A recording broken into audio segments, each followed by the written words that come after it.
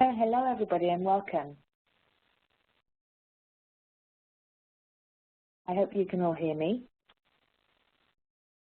My name is Rachel Lewis and I'm going to talk to you today about what we can do to prevent and protect ourselves against stress at work, accessing the latest research in psychology.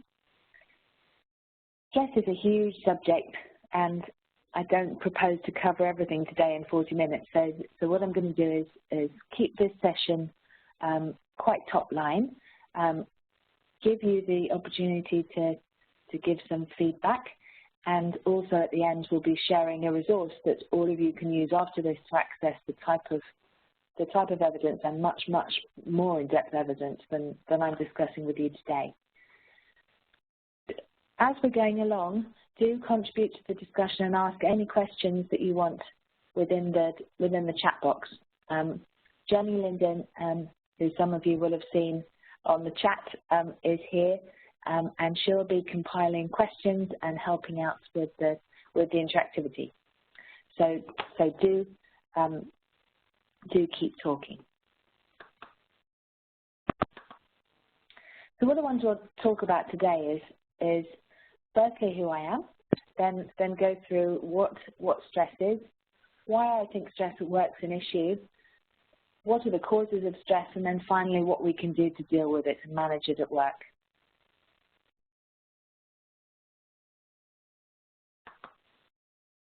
So I work, my name is Rachel Lewis, as I said. I work both as an academic and a practitioner. As an academic, I work as an associate professor at Kingston Business School, running the Masters in Occupational Business Psychology and also the Professional Doctorate in Business in Occupational and Business Psychology.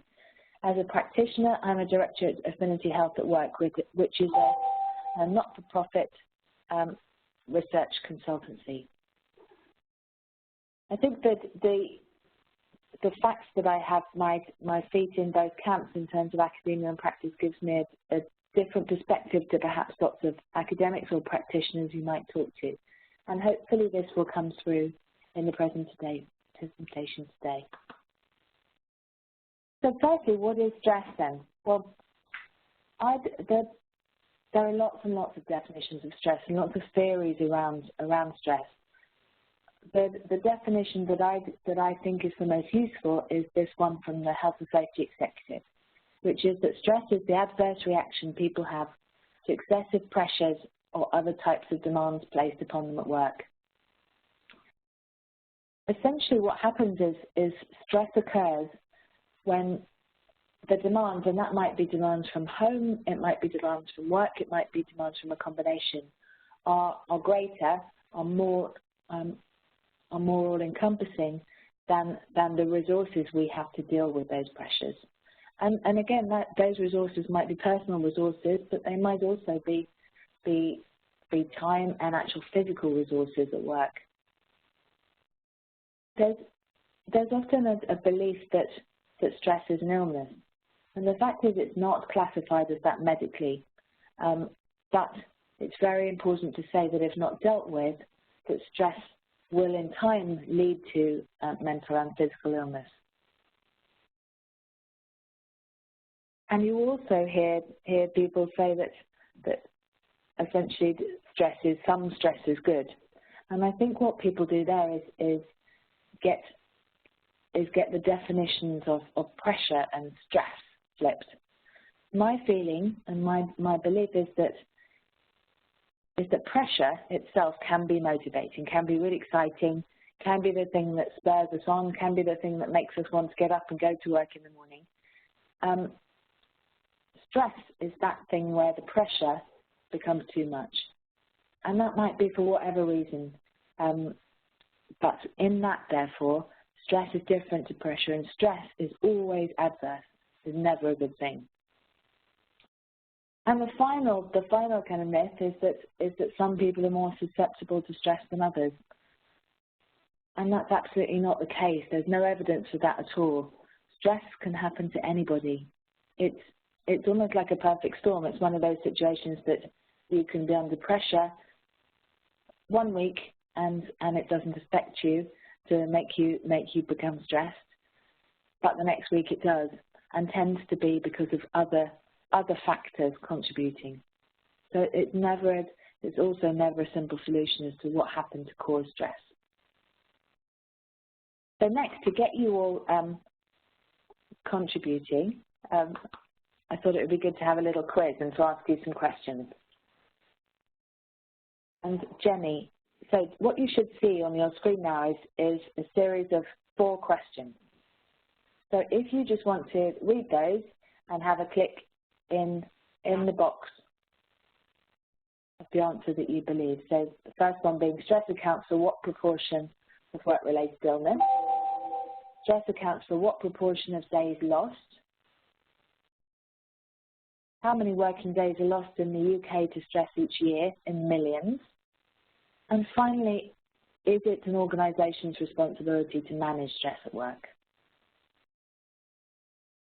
So as you can see from the poll, you've got 5 minutes to answer these, but what we're going to do is stick on. I'm going to talk to you about a few more things, and then we'll come back to see how you've responded and what the answers are. So what are the causes of stress at work? Well, as I say, there are lots and lots of causes, but generally it's agreed that regardless of sector and country, these aspects of work up here are those found consistently to cause stress. So as I said, stress occurs when you've got this disparity between the requirements of the job, so in these 8 boxes up here, and the resources, which might be financial, might be emotional, might be material, and the capability, so that might be skills or knowledge, that we have to deal with the job demands. So to just explain each one quickly, if we look at demands as a stressor can be either too many demands or too little demands as well. So it is the appropriate level of demands. And actually it can be very stressful working in a job that has very little demand. The second is control, and that's how much autonomy we feel we have in our job, how much responsibility we have, how much say we have over when we go to work, what we do at work, what tasks we do at work. The third is support, and that can be support from our peers, support from our manager, and also institutional support, so in terms of thinking about policies and practices that can support us. The fourth one is role, and that's about whether you know what you're doing in your job, so whether you know what your role is, whether you're clear about your objectives, what it is that you're there for, whether you feel that your job is actually meaningful or significant in both the grand scheme of things in your sense and also in terms of the organisation. The fifth is relationships. And generally we look at the stresses here being about negative relationships, so being about things such as bullying or harassment. And again, that can be from any source. What we have with change is that in the beginning of stress research, it was often seen that change in itself was stressful. What we now tend to see is that change in itself is not stressful, but communication about change and knowledge of change is the thing that creates a lot of stress. So often we see at a time of change that you don't actually know within your workplace why it's happening, when it's going to happen, what are the implications of it, so how this affects you. And so often it's the lack of communication or the miscommunication about change that causes the stress rather than the change itself. Work-life balance being, do you have an appropriate balance between your home and work life? And obviously our perception of appropriate completely depends on who you are and what are your essentially your drivers or your anchors in terms of how important that balance is and where that balance sits. And then finally, career development. And career development is about whether there's an opportunity at work to progress. So whether there is an opportunity for you to to develop in your role, for you to access training, for you to have mentoring, or for you to have role models that you can look up to. So all these 8 have been found to be important. If we had to pick the top ones, the top ones would always tend to be demand control and support, being the absolute key causes of stress at work. Should we go back and have a look at the poll results? I hope, Jenny, that they're ready.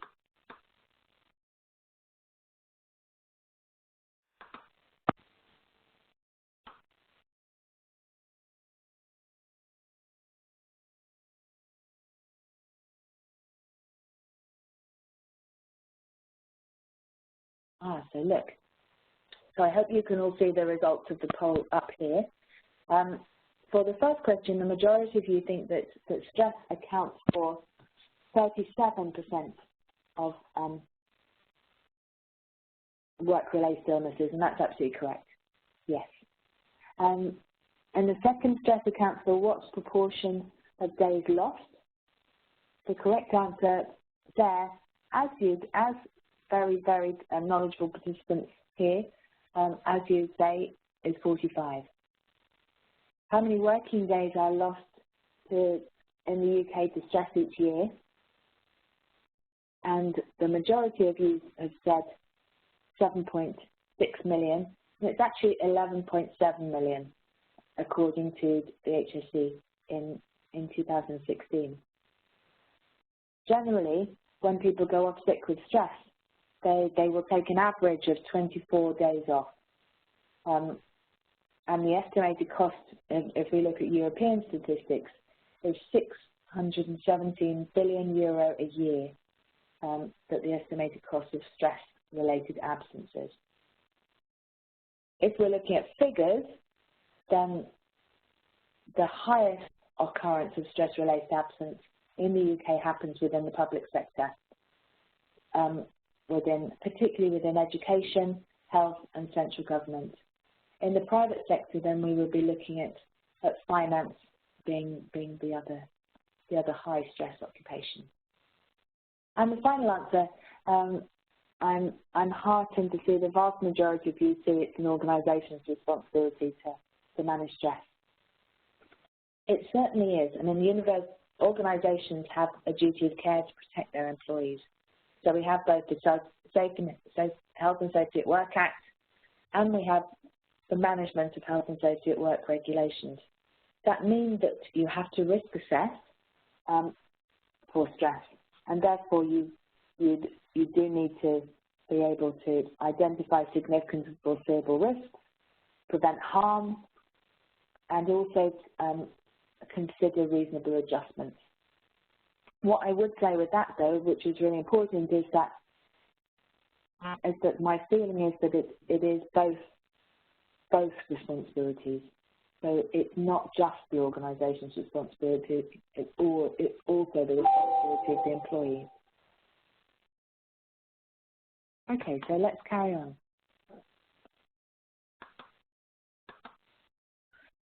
So how do we manage stress at work then? We've looked at what stress is, and we've looked at what the causes of stress are at work. So what do we know about how we manage stress at work? And what we see in terms of interventions to manage stress is that they tend to be at 3 levels: primary, secondary and tertiary level. If we're talking about primary level, then this is preventative interventions. So these are interventions before employees are actually suffering from stress. So they're interventions that are designed to decrease the stresses at work. So if we're thinking about the previous slide in the causes of stress at work, preventative interventions on these would be to try and change those stresses at work. So perhaps through redesigning jobs, or through reducing workload, or increasing the amount of autonomy people have in their jobs. Secondary interventions are those interventions that are targeting the employees that are potentially undergoing stressful work conditions. So the idea is to to reduce the likelihood that they will get stressed, or that help them to cope with that level of stress. So it tends to be giving them tools. It tends to be focused at an individual level. So examples of this might be things like mediation training or relaxation interventions. And finally, at the tertiary level, we have reactive interventions. And these are treating employees who already have health conditions because of stress. So this is essentially after. So primary being before the stress, secondary being during the stress or during the stressors, and tertiary being after the stress. So tertiary interventions might include return to work programs or occupational therapy. The vast majority of interventions we see at the workplace are focused at the secondary level. They're focused on trying to get employees to cope better with the stressors at the workplace, and trying to give them the tools to cope with that. So also the vast majority of interventions are targeted at individuals. A much lower level of interventions are focused at preventative or at the organisational level.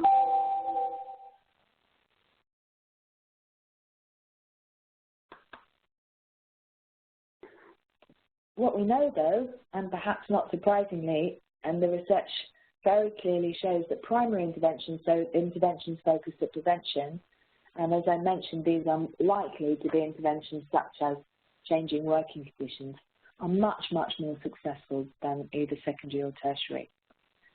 Also interventions that are focused on addressing the whole organisation, and so looking at how we manage and change the design of jobs for all at work, are going to be much more successful than just focusing on individuals. So again, this idea of thinking about it being an individual part of a system in terms of undergoing stress. So the individual being inextricably linked with their organisational context. As I say, they're individual interventions, so these secondary ones are much more likely to happen within the workplace. And if you're picking an individual intervention, then cognitive behavioural therapy has been shown to have greater effects than any other interventions. And there are a number of reviews to show this. There are other effective methods, so for instance, relaxation, meditation, and other strategies, which can be very effective, but cognitive behavioural therapy, or CBT as it's shortened to, has the greatest success factor. One note of warning is that what they've found is that it is not useful to give cognitive behavioural therapy in conjunction with other types of stress management intervention. So it will reduce the success likelihood if it's mixed with other types. Unlike things like relaxation or exercise or yoga, which tend to be more effective if used in combination. So the headlines there are, if you're doing individual stress management within your organisation, either use CBT or use a combination of other types of methods.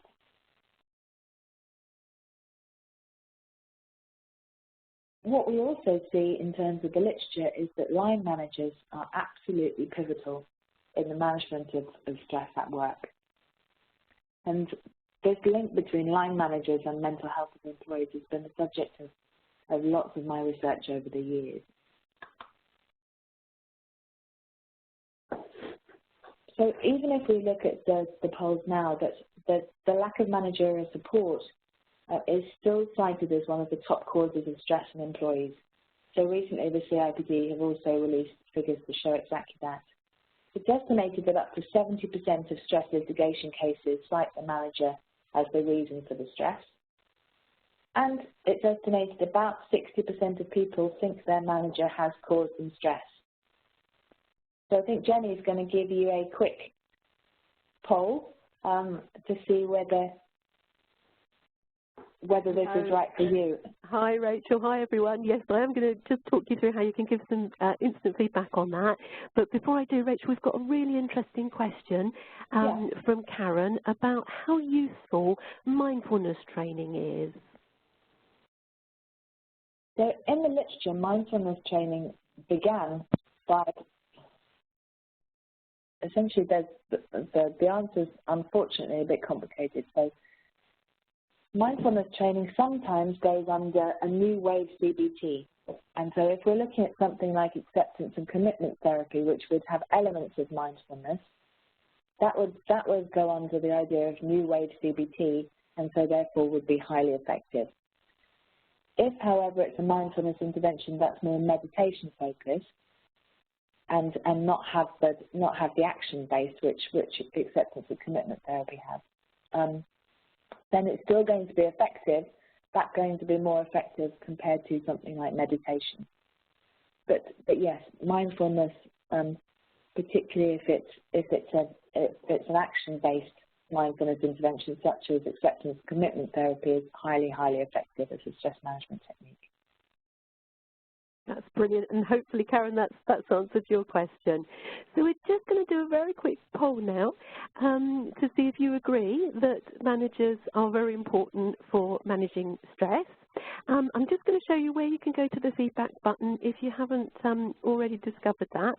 So depending on your computer, if you've got a PC, it might be at the bottom. If you've got a Mac, it might be towards the top of your participants box. But somewhere you should be able to find a little button with a kind of speech bubble on it and a tick. And if you click on the little arrow on that button, it will give you the choice of a yes or no response. So if you think that that managers are very important for managing the stress of employees, can you tick the yes button? And if you think that they're not very important, can you tick the no button? And we'll just take a couple of seconds to do that and then share the feedback.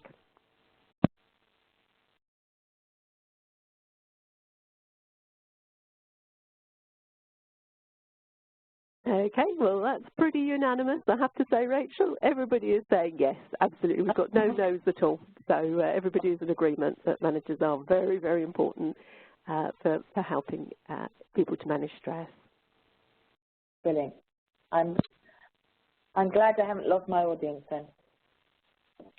So yes, I started work on this back in 2004. It was just at the time when the HSE, Health and Safety Executive, had launched their management standards, which was where they were expecting organisations to risk assess for stress. And it was very clear that there was lots of things that were being shown at the organisational level to manage stress, but the actual key to managing stress sat at the manager level, at the local level. So essentially what managers can do is managers can cause stress. Managers can prevent stress. They can also be the gatekeeper to stress. So what they can do, for instance, is say, actually my team have too many deadlines coming up this week. We can't attend this particular all-day meeting, and therefore essentially be the gatekeeper to stressors. And finally, what it's been shown is that if managers are supportive of stress management interventions in the workplace, then those stress management interventions are much more likely to be successful. So again, managers are essentially the key link to employees actually finding the utility in stress management interventions. The problem is it was very, very clear back 10 years ago how that managers were causing stress, but it wasn't clear on what managers need to do to prevent stress. So therefore, we launched on a four-year program that was sponsored by the Health and Safety Executive, CIPD, Investors in People, and the research consortium that I work with. We did essentially in the first stage did 400 interviews across the UK to ascertain what behaviours both employees and managers said were useful for them to do at a time of pressure. And we did a survey with 800 managers and their teams to look at how, if managers showed these behaviours, whether there were any long-term impacts. Then we ran interventions to train managers to show these behaviours and looked at that over time. And finally did a case study where we set up organisations with all the interventions and the tools and looked at what happened in the course of a year. So essentially what we know is that we know now what managers need to do. We know that managers can be trained to change their behaviours, and we know that these behaviours can be sustained. And so these are the behaviours that managers need to show to manage the stress in employees. So we've got four quite simple competencies here. The first is respectful and responsible. So this is about managers doing what they say they're going to do, keeping promises, not talking behind people's backs, being considerate. So, for instance, considering that people have worked late for 7 days in a row and therefore might be tired and not up for whatever. It's also about managing emotions. So if you picture the image that many of you might have had of that manager where you don't know what you're going to get when you walk into their office. What we need is managers who are consistent. And actually, the research shows that it's better to be a consistently bad manager than be a manager who is good sometimes and bad sometimes. So inconsistency is much more detrimental to people than consistency, whether good or bad. The second competency is managing and communicating existing and future work. So this is about managers setting appropriate deadlines, about them being prepared to make decisions, about them involving employees and their team members in decisions, giving them power and autonomy. But really importantly, it's not about always doing that. The very key was that it comes out that we're not looking for managers to always be participative, but managers actually having the confidence to sometimes say, okay, I've made this decision, this is my direction. So being able to stand up and be directive when they need to be. The third one is managing an individual in the team. And this is about actually recognizing that everyone in the team is different. We all like to work in different ways. We all like to be managed in different ways. We're all at work and continue to be at work for different reasons. Some of us so that we can earn enough to go on our next holiday. Some of us to get to the next stage. Some of us for any types of reasons. So the ways that managers can actually understand the individual is firstly by being personally accessible. Not always in the office, but being there, contactable, responding to emails, being there on the end of the phone, actually being available. The second thing is, if possible, being sociable, and this doesn't mean going out to the pub with the team, but it does mean if there's a work canteen or staff room that everyone goes to, that the manager will actually be seen there. And so the manager would, and also that the manager would perhaps have tea, have coffee with the team now and then. And that the manager understands about people's home lives, so would understand that I have young kids, and therefore sometimes that means I'm going to have to leave early if they're sick or if there's childcare issues. The final competency is the only one of the 4 competencies that is not about everyday behaviours. And this is about managing difficult situations, particularly how they manage conflict. What we need from managers in this competency is managers managing conflict objectively. They're not taking sides, and that's not taking sides for the victim either. So it's making sure, even when there's a clear victim and not, that the manager is completely objective and deals with things fairly and by the book. So it's not about the manager also saying, saying you two need to get on, knock your heads together, or go to the pub, discuss it, and come back. It's managers taking responsibility for that and dealing with little squabbles before they become major conflicts. But managing conflict is also about managers knowing what organisational policy is and using it very clearly. I've noticed Jenny just told me I've got 2 questions. Jenny, I'm happy to answer them now if that's useful. That would be great. We've got a couple of really interesting questions. So Margaret said, how much insight do managers have in their ability to reduce and or increase staff stress? And James has asked, what's the evidence base for the efficacy of coaching, executive coaching, in reducing stress? So 2 really interesting questions. Thanks, Margaret and James. In terms of what insight managers have, it absolutely depends on the manager. What we found was that using a kind of competency approach has been incredibly successful, because what we can do is take these competencies and behaviours and embed them in organisations' standard performance people management approach. So that might be within their selection, but more commonly within things like their appraisals or development systems. What we see is that going through this rather than a kind of medicalised approach means that it feels attainable to managers. And in our interventions, we've found that one of the keys to giving managers insight is using upward feedback. So therefore, we would get the team members to respond on whether their manager is doing these things to give them this insight. In terms of efficacy of coaching or executive coaching, coaching is not my area, I'm afraid. So off the top of my head, I'm not sure.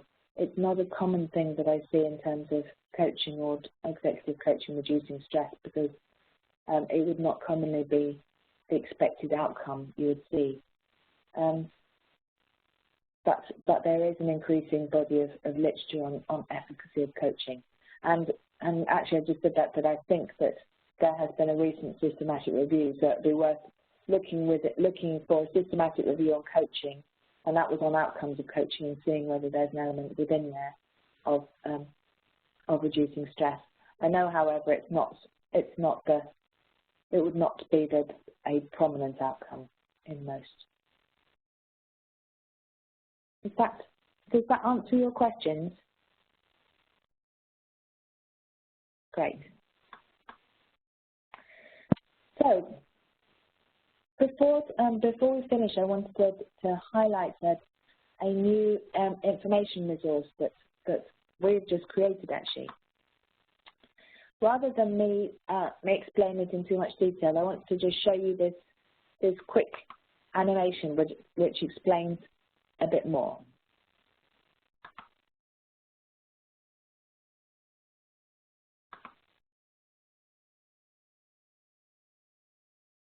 I hope everyone can see that.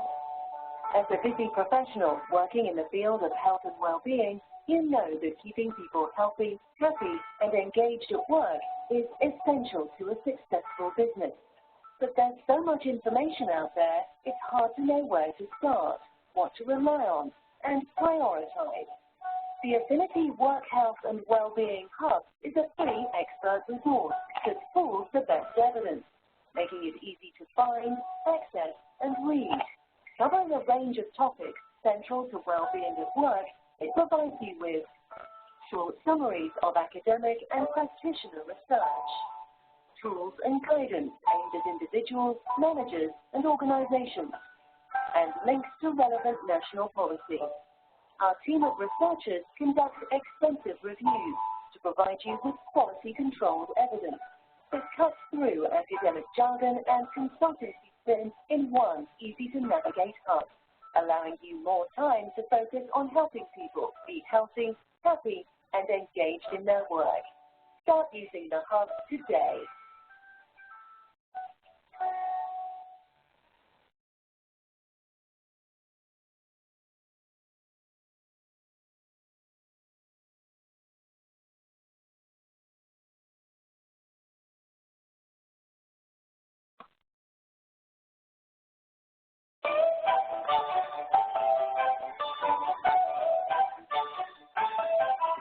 Sorry, everyone, I don't know what's going on there.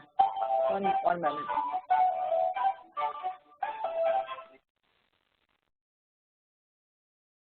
Sorry about that noise.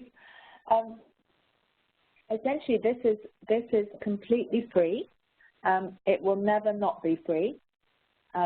This is a resource that you can use if you are academics, if you are practitioners, if you are anybody who is interested in health and well-being at work.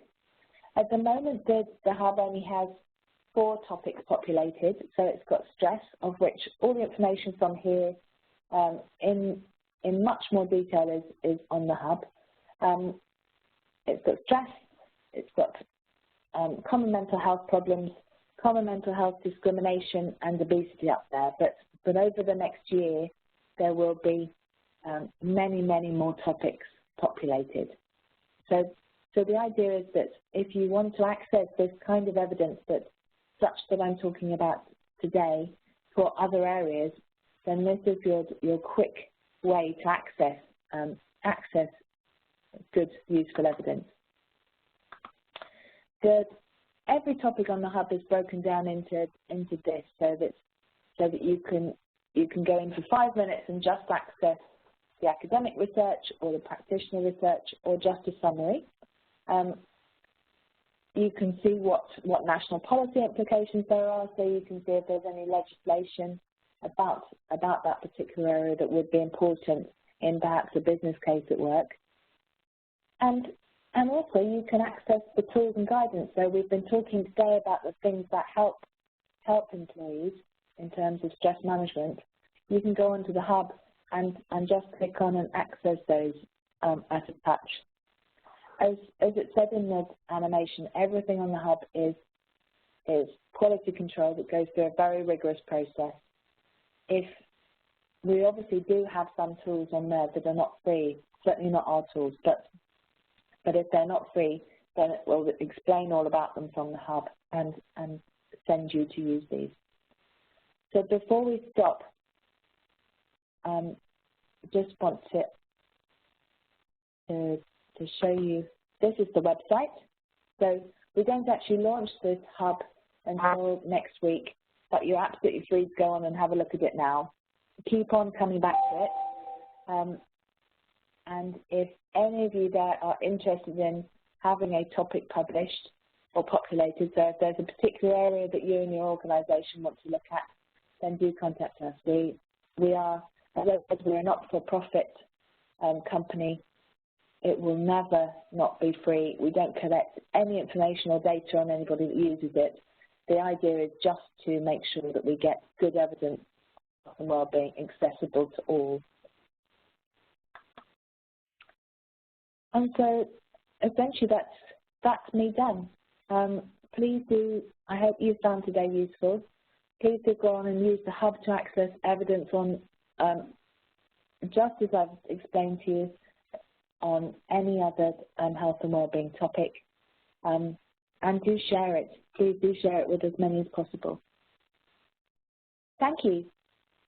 That's wonderful. Thank you very much indeed, Rachel. I've thoroughly enjoyed that webinar. I've learnt a lot from your presentation, and I'm also looking forward to exploring the Hub, but equally I've learnt a lot from the chat and the feedback. So thank you ever so much, everyone, for all your contributions. It's been lovely to work with you today. And just to remind you that we've got our next webinar in the series on the 22nd of March, again at 1 o'clock. So if you haven't already registered for that, please do, and we'll look forward to seeing you again in the future. Thanks ever so much. See you soon. Bye-bye, everyone. Bye. Bye.